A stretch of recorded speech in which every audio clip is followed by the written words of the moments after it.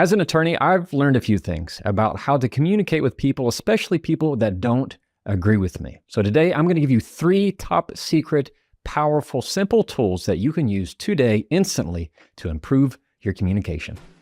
Welcome to the Jefferson Fisher podcast, where I'm on a mission to make your next conversation the one that changes everything. Wherever you're listening right now, I'm just going to ask you to do me a favor, and that is find the button where it said subscribe, like, follow, and click it. It's not a lifelong thing. It's something that helps me a lot because what it does is it tells wherever you're listening that this is good content. And my promise in exchange is that I'm going to make you a better communicator.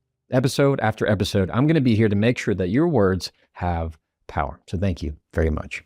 Now, before we get into it, I want to tell you about Cozy Earth. Cozy Earth is a longtime sponsor of this podcast for a good reason, because I live in Texas heat. It is humid. It is hot. It can be disgusting. You walk outside and your shirt immediately sticks to you. But your bed is your sacred place. And there is nowhere I like to be more than my bed. And what does that mean? Sheets.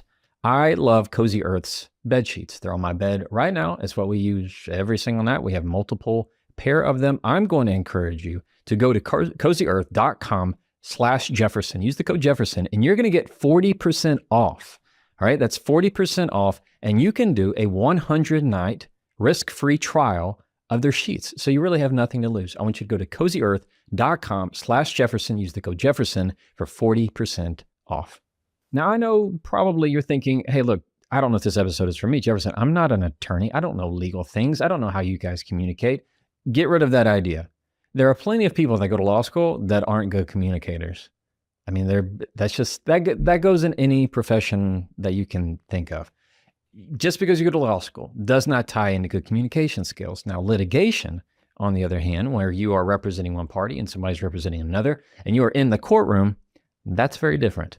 So let me tell you some things that I have learned as an attorney that is going to help you day to day. How can you better communicate and argue like an attorney? You ready? Number 1, turn more of your buts into ands. More of your buts into ands. I want you to think right now, wherever you are, maybe you're listening at your office, maybe you're walking, running. Think about email in particular. We get this kind of framework in sentencing all the time. You say, I like this, or I think this, but. Have you ever had somebody compliment you and kind of draw it out and you're waiting for the but? Hey, I really like it. I think this is really cool, but it's not for me.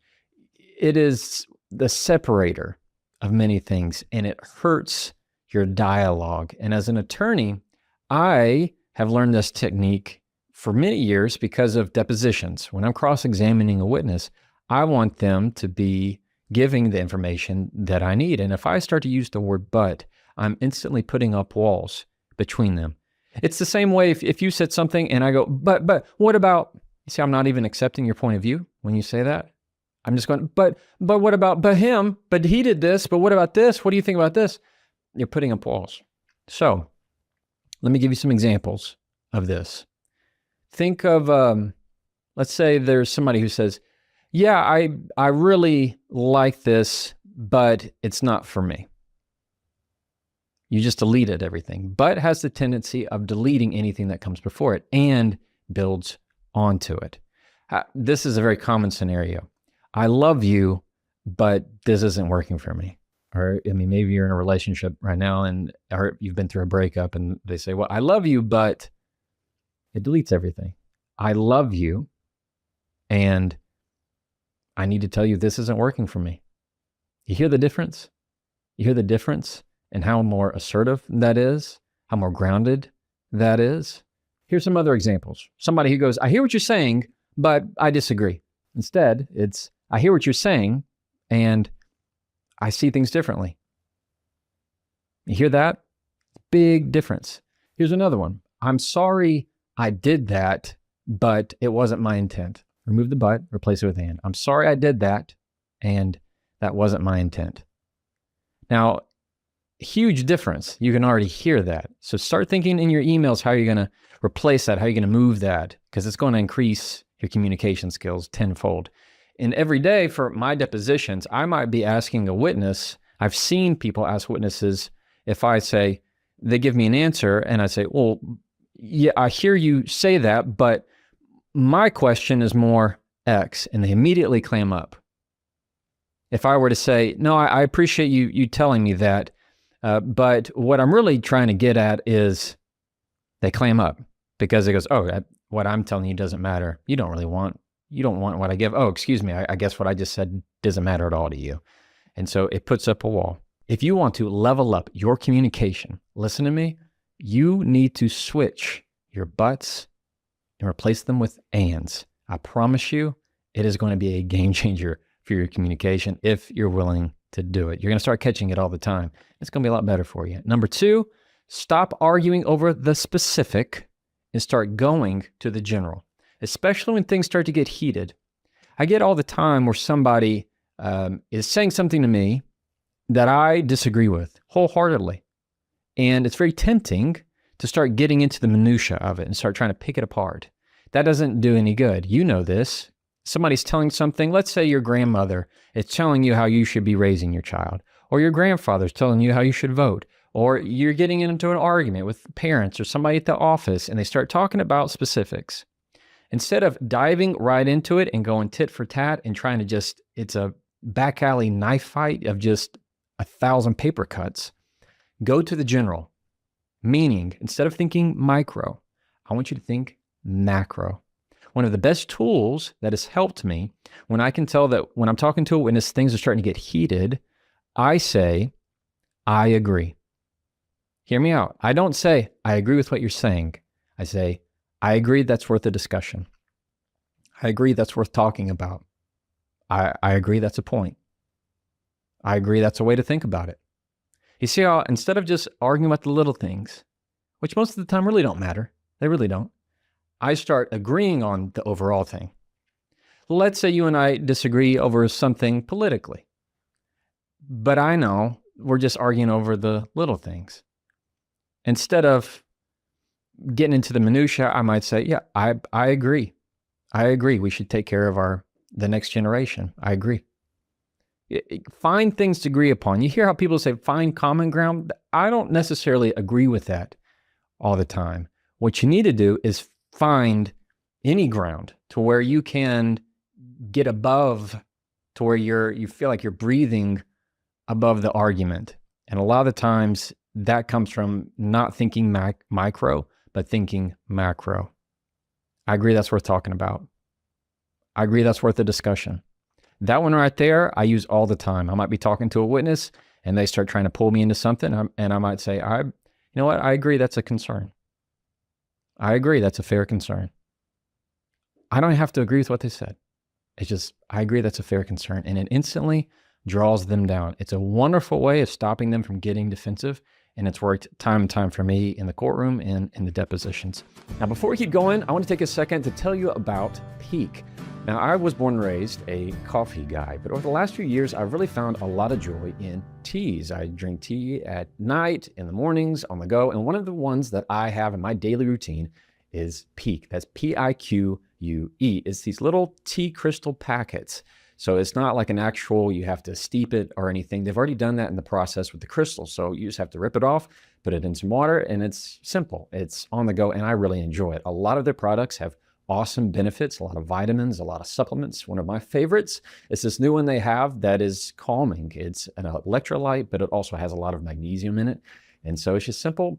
I like it. It's refreshing. So I make sure and add that in my daily routine. I think you really ought to give it a try. Right now, you can go to peaklife.com. That's Pique life.com/Jefferson. Use the code Jefferson to get 20% off for life. And on top of that, they will give you this free electric mixer, a frother, what they call it, and a little glass beaker that I think is really cool. So you can go to peaklife.com/Jefferson, use the code Jefferson to get 20% off. It is a 90-day money-back guarantee, so there's no risk. So give it a try. Now, back to the episode.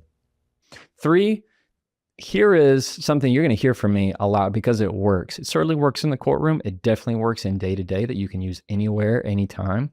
And it's this: if you want to have strength and if you want to have very assertive language, enunciate. Now, I am a good old Texas Southern boy. Sometimes, I'm sure you've noticed, I mumble.